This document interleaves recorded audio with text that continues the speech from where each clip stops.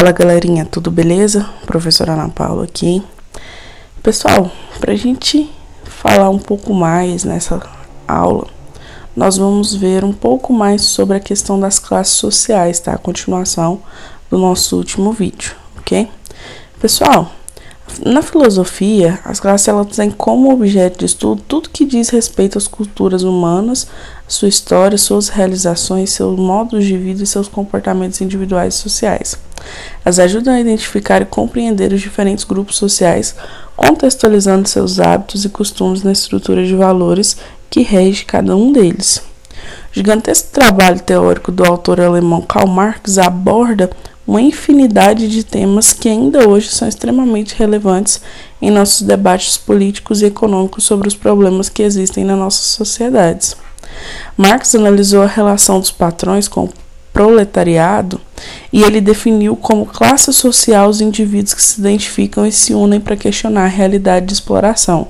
Ou seja, você define qual a sua classe social, de acordo com Marx, desde que você se una com a realidade daquela classe social e você questiona aquilo. E ele verificou que os conflitos entre as classes sociais são a mola que move a evolução da sociedade por meio das transformações que pode provocar. Para ele, só é possível entender as relações do indivíduo com base nos antagonismos, nas contradições e nos conflitos entre as classes sociais. Ou seja, tudo isso que se contradiz, tudo aquilo que você pensa contra, tudo aquilo que vai contra o que te é imposto, é a mola que evolui a sociedade. Se a gente for refletir, pensando nessa frase aqui, se os objetos foram feitos para serem usados e as pessoas para serem amadas, por que tendemos a amar os objetos e usar as pessoas? Isso é uma frase muito impactante, pessoal. Tá? Nós construímos coisas que a gente deveria usar, mas nós amamos. Quer um exemplo? Você passa meses sem ver o seu melhor amigo se precisar, mas você não passa 2 dias sem seu celular, sem dar um surto. Pessoal, para a gente entender a ideia de luta de classe e todos os desdobramentos que o Marx atribuiu a esse importante aspecto social, nós precisamos primeiro entender o que são as classes sociais que a gente se refere tanto. Por mais simples que pode parecer, a ideia de classe social é muito ampla e complexa, que até hoje é difícil encontrar um consenso entre os estudiosos do assunto. Se a gente analisa a sociedade industrial do século XIX, o Durkheim percebeu que os laços que prenderiam os indivíduos uns aos outros nas mais diferentes sociedades seriam dados pela solidariedade social, sem a qual não haveria uma vida social. A solidariedade social, pessoal, é observada por Durkheim da seguinte maneira: a solidariedade mecânica, quando você tem a consciência coletiva que prevalece sobre a consciência individual. Depende da extensão da vida social que a consciência coletiva alcança. Quanto mais forte a consciência coletiva, maior a identidade coletiva, ok? E a solidariedade orgânica, onde a consciência individual ela prevalece sobre a consciência coletiva. O processo de individualização dos membros da sociedade, os quais assumem funções específicas dentro da divisão do trabalho social. A função individual determina o lugar do indivíduo na sociedade. Ele tem uma identidade pessoal. Galera, qual que é a diferença disso daqui? Quando a gente fala na parte mecânica, significa que o bem social, o bem-estar social dentro daquela sociedade que eu estou inserido, ele prevalece, ele é mais importante do que o meu bem-estar como pessoa. É melhor eu viver numa sociedade bem fundamentada do que eu exclusivamente viver pensando só em mim. Já nessa parte orgânica, pessoal, eu penso primeiro em mim e depois na sociedade, ok? O Marx ele se refere a essa condição do mundo social humano como a concepção materialista da história, uma perspectiva que atribui à contribuição material do indivíduo grande peso no processo que determina inúmeros aspectos de sua vida. Isso quer dizer que a concepção materialista da história atribui à condição material do sujeito fenômenos sociais que se desdobram em várias camadas diferentes do nosso mundo social. Então, a gente, desde essa concepção materialista da história, pessoal, ele está estudando como que isso influi nos desdobramentos das várias camadas diferentes do nosso mundo. Ou seja, o nosso mundo está dividido em camadas. Você tem uma camada mais rica, uma camada mais pobre, uma camada trabalhadora e assim vai. O sociólogo alemão Max Weber teve como preocupação central, pessoal, compreender o indivíduo e suas ações. Para Weber, a sociedade existe concretamente, mas não é algo externo e acima de pessoas, e sim um conjunto das ações dos indivíduos se relacionando de forma recíproca. Ou seja, pessoal, você não é mais importante que a sociedade e a sociedade não é mais importante que você. É simplesmente um conjunto de relações recíprocas que formam a sociedade e ela não é feita sem indivíduos. Assim, o conceito básico desenvolvido por Weber é o da ação social. Entende-se por ação social como o ato de se comunicar, de se relacionar, orientado pelas ações do outro. Para Weber, as ações sociais podem ser de 4 tipos: tradicional, afetiva, racional com relação a valores e social com relação a fins.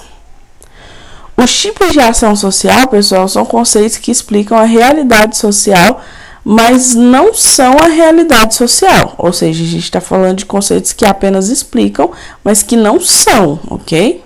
A ação tradicional, pessoal, é aquela que é determinada por um costume ou hábito arraigado.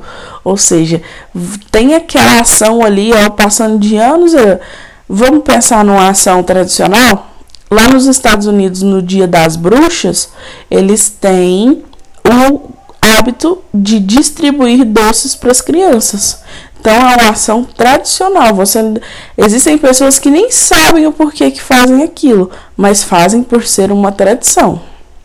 A ação afetiva, pessoal, aquela determinada por afetos ou estados sentimentais, ou seja, você faz com base naquilo que você está sentindo, ok? A ação racional com relação a valores, pessoal, ela é determinada pela crença consciente num valor considerado importante, independente do êxito desse valor na realidade. O que é isso, pessoal? Você tem um valor pessoal e aí você age de acordo com aquele valor pessoal, independente do que você vai alcançar com aquilo ou não. Mas o seu valor, ele leva você a cometer certos atos, ok? E a ação racional com relação a fins, ela é determinada pelo cálculo racional, que coloca fins e organiza os meios necessários. Como assim, professora? Os fins aqui, ó, são objetivos, tá? Então, você racionaliza aquilo que você precisa fazer, ou seja, organiza os meios necessários para que você atinja esse objetivo aqui, ok? A luta de classe, pessoal, que seria, portanto, o motor das mudanças sociais, refletiria as diferenças materiais que se instalam no meio social. Essas mudanças poderiam ocorrer de forma gradual ou, em casos extremos, por meio de revoluções, que já aconteceu muito no nosso mundo. Se vocês pegam a história aí, ó, acontece pra caramba.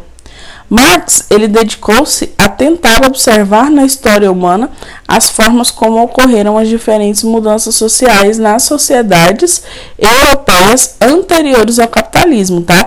E aí a gente tem, inclusive, que pensar na Europa feudal, por exemplo, ok?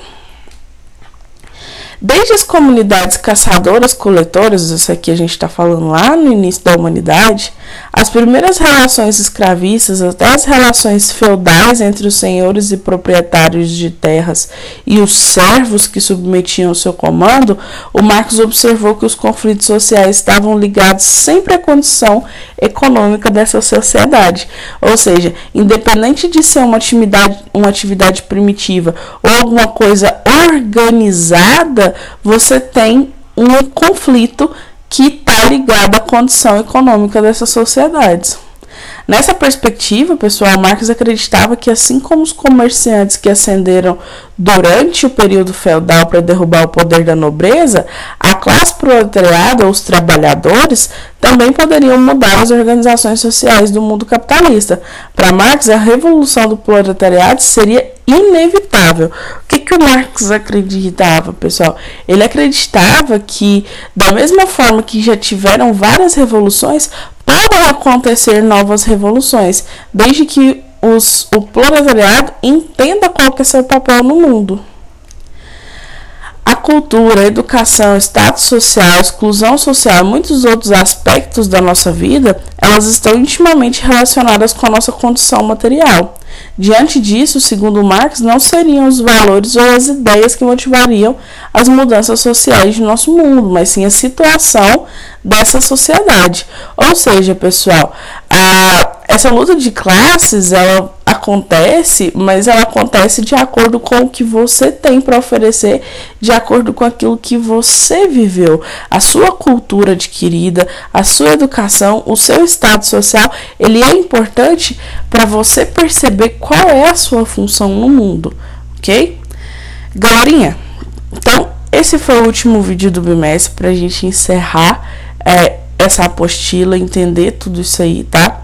Qualquer dúvida pode me procurar, estarei disponível no WhatsApp. Façam atividade, bons estudos e um beijo no coração.